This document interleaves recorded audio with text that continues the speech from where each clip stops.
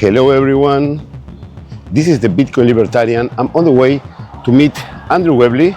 Today is Saturday, 9:30 a.m. after an amazing Bitcoin Treasuries and Conference here in Bristol. And we are gonna do the same as we did a couple of months ago when he came to Hong Kong and I showed around the city and we recorded some good content, a small podcast. Today we are going to do the same. He's gonna show me around his city. We are gonna be recording some questions about the future of Bitcoin, of the treasury company industry, and so on, and on the iconic spots of the city. So stay with me. I hope you enjoyed this video and see you soon, guys. Okay, here I am in Bristol with Andrew Webley doing what we have done last year in Hong Kong. I showed him around my adoptive city. We record some content in the best spots of Hong Kong, and now we are doing the same in Bristol. I'm very happy to be here, Andrew. Happy to have you here. So let's move to the first question that I have to you. We will start with the conference. I want to ask you what are your thoughts after the first Bitcoin Treasuries and Conference here in the UK. It was a great day. I think everyone enjoyed it. You know, we had speakers from all of the UK Bitcoin Treasury companies. We had some international companies speaking as well, lots of investors, lots of industry people. It was a great day and I think everyone enjoyed it. Yes, what was it happened as you expected, or some things didn't happen as you expected, or something even happened better than you expected? Yeah, so it was a lot of work putting it together, and you know, the team, especially Laura, did fantastic on that. When we decided to do it with Ed and Tim, the original idea was that we were going to have, or try to have, the best possible day of content. So we worked really hard on the scheduling, getting the right speakers and sponsors and so forth, and we also wanted to live stream it. So I think, looking back at it, it was better than I expected. And that was really, really important. And also it was important to share it all online at a good standard so that people that weren't there in person could see it. So yeah, hopefully everyone enjoyed it. And we've already announced that we're going to do the same next year. Excellent. And talking about the conference itself, why these kind of events are important for the companies, for the investors, and also for the regular person who is trying to understand how do the treasury companies work? Yeah, so we wanted to make it an event that somebody that was new to the space would enjoy, and also somebody that was more experienced in the space would enjoy. And actually some people who work in the space came up to me last night and said, actually I learnt new stuff, and so we've achieved what we wanted to do there. It's really important because it's important to bring people together, you know, like, you know, we all work online and we speak to each other all of the time remotely, but you can't substitute, you know, real interaction with people for online experiences. You know, it just doesn't work that way. So bringing everyone together to talk about that was important. And also I think it's really important to have a Bitcoin Treasuries conference rather than just a Bitcoin conference with treasuries as, you know, maybe a sideshow. You know, this was about Bitcoin Treasuries, the corporate adoption of Bitcoin. So yeah, it was good. And of course we were talking yesterday about the work and the things that take to make this conference happen, especially during these market conditions with Bitcoin around 73,000. Do you think that if Bitcoin price goes up, this kind of conference will become more massive for people? Yeah, I think that's pretty reasonable to suggest that, and probably a lot easier to organise. You know, sponsors will have bigger budgets, you know, in a better market, you know, to invest in this sort of exposure. But even in a tough market, you know, I spoke to so many of our shareholders yesterday, and, you know, they all believe in what we're doing. They understand it's a volatile investment. And so yeah, it's really important to do these things, but you can do them in a bad market. Maybe they're just a little bit harder. And talking about the shareholders, because what I noticed that you create an amazing community that is more like not shareholders, like a brotherhood and like a football team supporters. What words do you have for them? Well, obviously, thank you, but it's not just the shareholders. There's some other companies that are also in the space. We all get on really, really well, support each other, challenge each other, compete with each other. And I think that's what makes this industry so special, But our shareholders, the bottom line is they own the business. So they're the people that we work for. And seeing them all supportive makes you realise that, you're not alone on the mission. Excellent. And looking forward to next year, of course, we are super early as we are with Bitcoin. Yeah. But you announced that next year we are going to have the Bristol Bitcoin Treasury Conference 2027. Any plans you want to discuss? It's going to be 1 day, 2 days. What do you expect? Yeah, I think we'll probably just do 1 day again. We'll try and make it a bit bigger. So we'll announce details of that, in the coming months. Same sort of format, just maybe a bit bigger, tweak a few of the things. We had a bit of feedback on, 1 or 2 smaller items. So we'll just try and make it better. And then hopefully, if Bitcoin's looking a lot stronger, then, there'll be even more excitement around it. What price do you think that Bitcoin will have on the next Bitcoin Treasuries Conference? Well, it's hard to say. So I did a Q&A with someone from TD Cowen yesterday, and their price projection, which maybe it'll be higher, maybe it'll be lower, but their price projection is $140,000 for the end of this year. Bitcoin surprises. It could be 250, could be 100. We'll just have to wait and see. As long as it's higher and it's in the right direction, I'll be happy. Bitcoin is going up forever, so the price is the good thing is that the price is a signal that, for example, with higher price, we can have more hype. But the conference was amazing, and congratulations to you, to Ed, Team Cosman for organizing, and thank you for inviting me. You're welcome. Okay, let's move to the other spot where we are going to start talking a little bit more about Bitcoin Treasuries and Smarter Web Company. Sounds good. Let's go.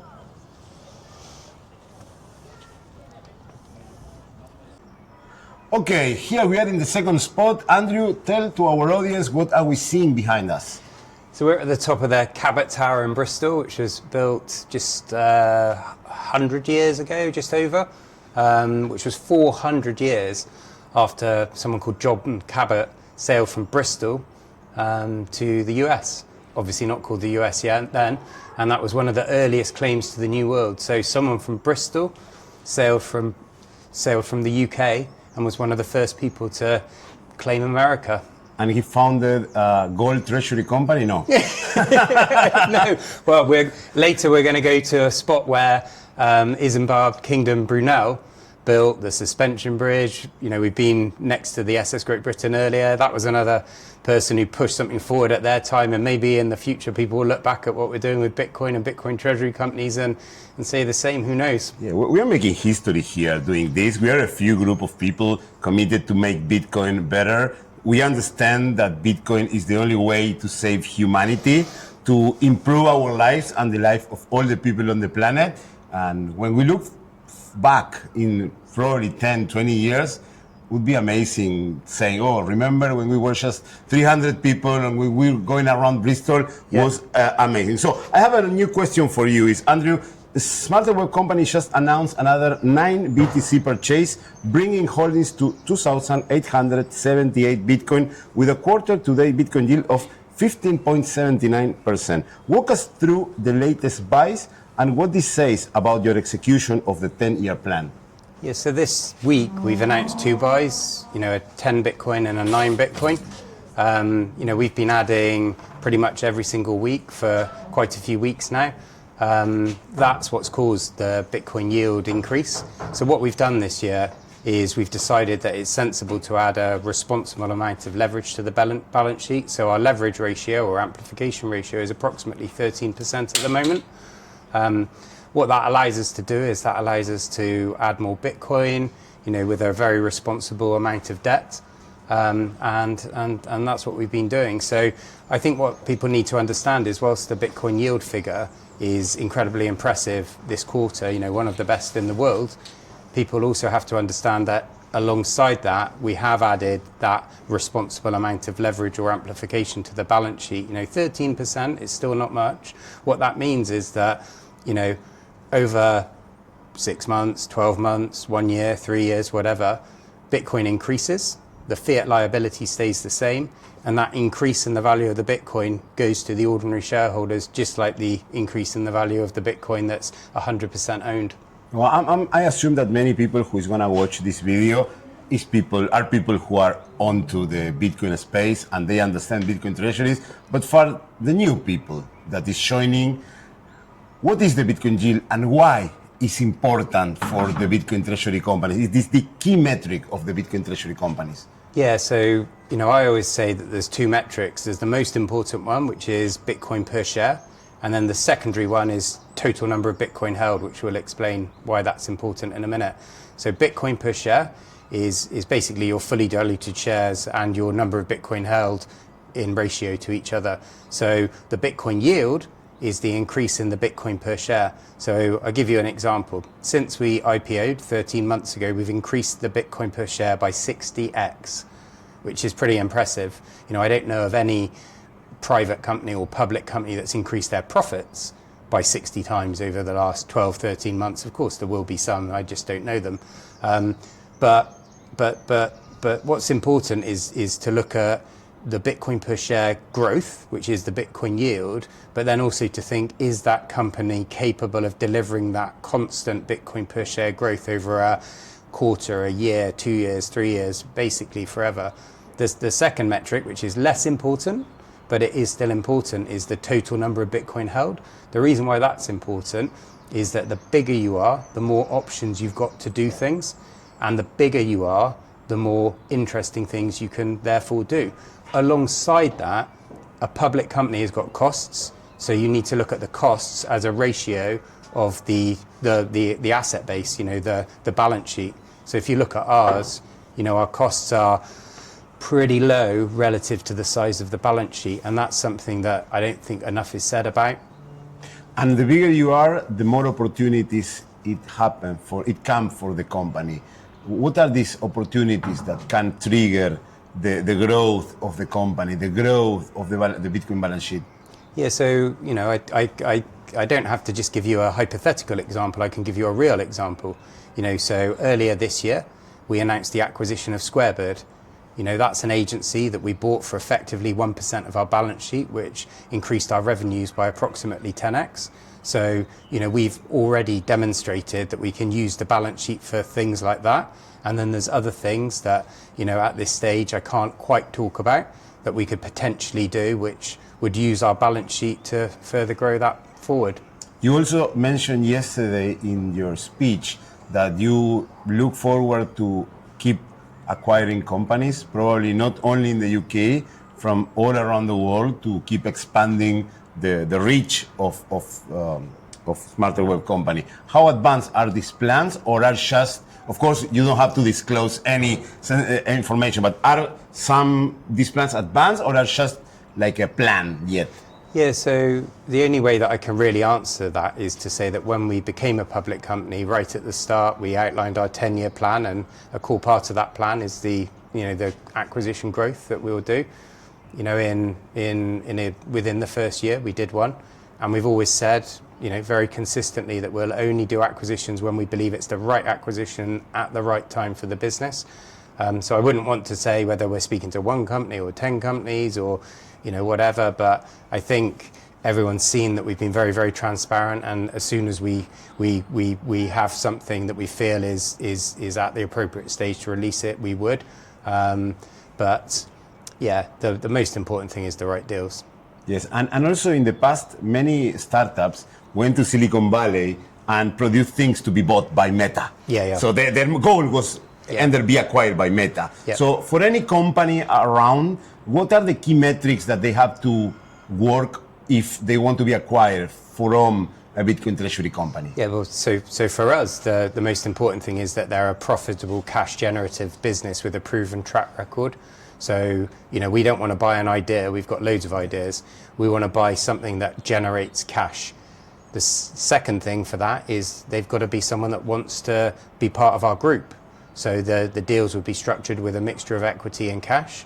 And, that takes someone who believes in the Bitcoin Treasury model who wants to take some of the sale proceeds in equity.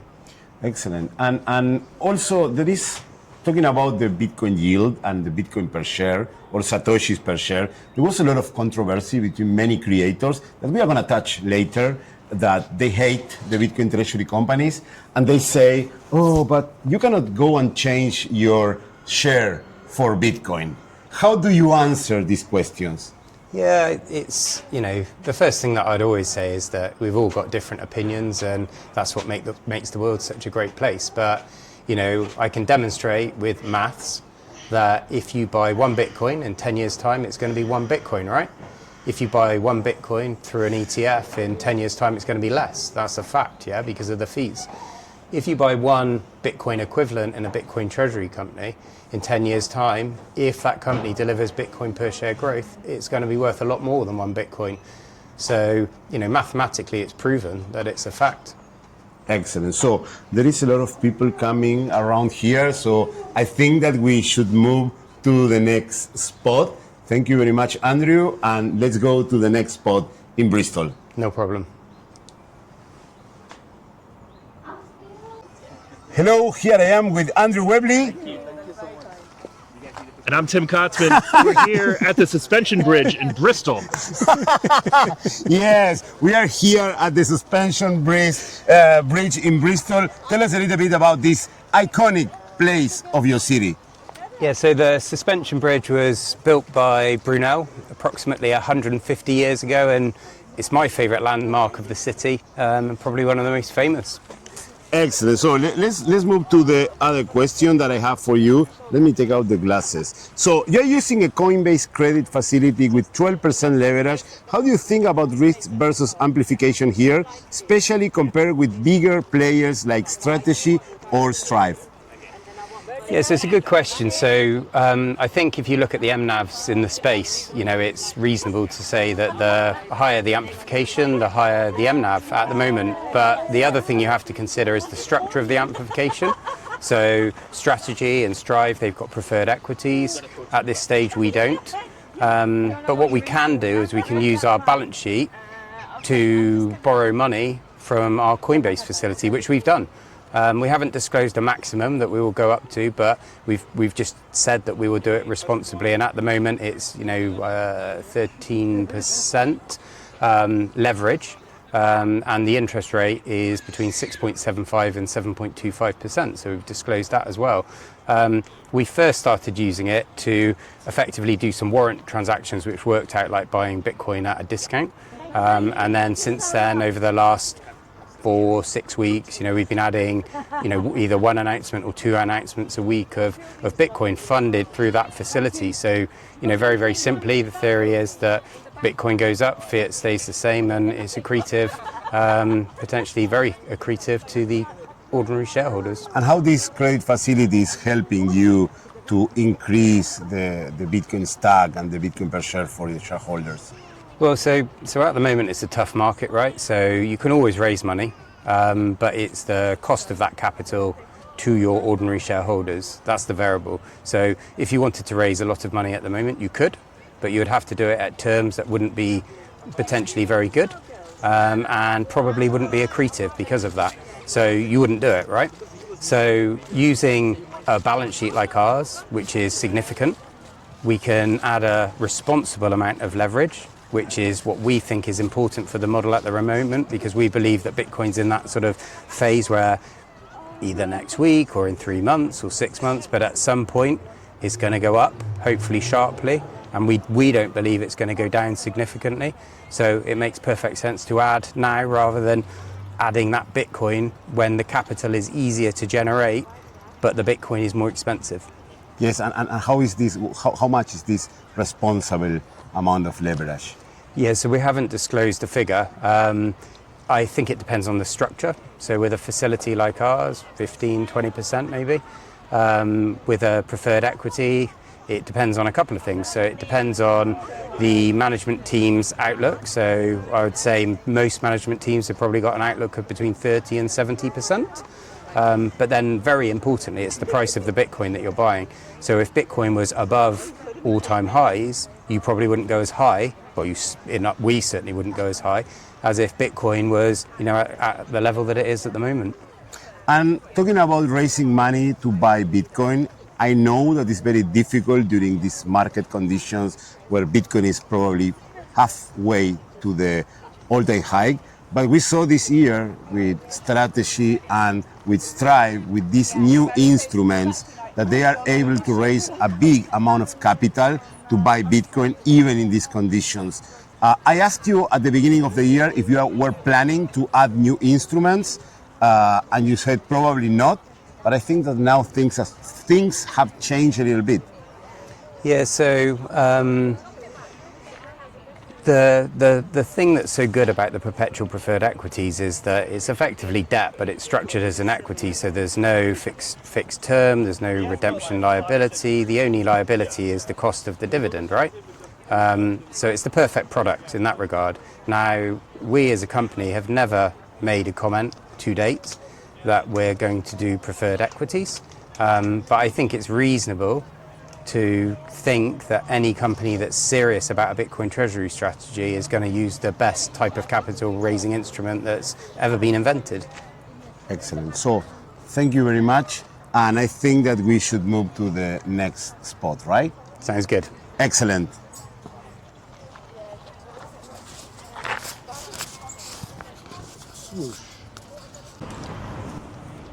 Can you hear me?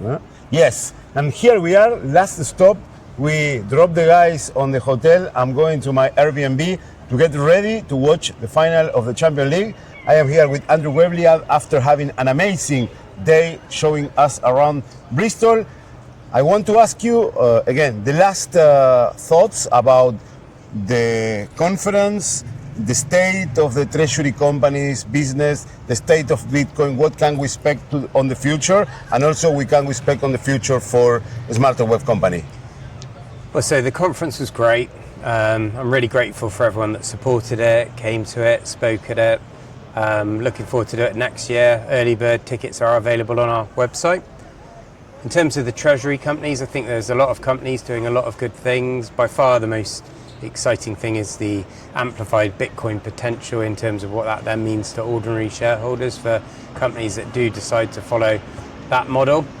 And I think it's worth saying that it has been a tough market, for 7 months since Bitcoin all-time highs.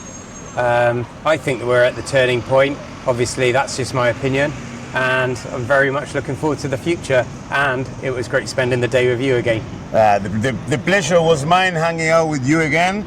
Let's see what is the next. If Hong Kong, Buenos Aires, Las Vegas, or wherever, right? Let's see. Thank you very much. Some closing words for the audience, for the shareholders, for all the people. I just want to say thank you to all of our shareholders, and see you soon. And thank you very much for having us here. Looking forward to coming next year for the next Bitcoin Treasuries Conference here in Bristol.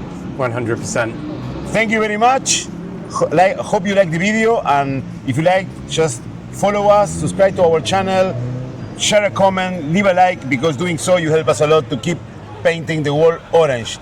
Thank you for being on the other side, and see you soon.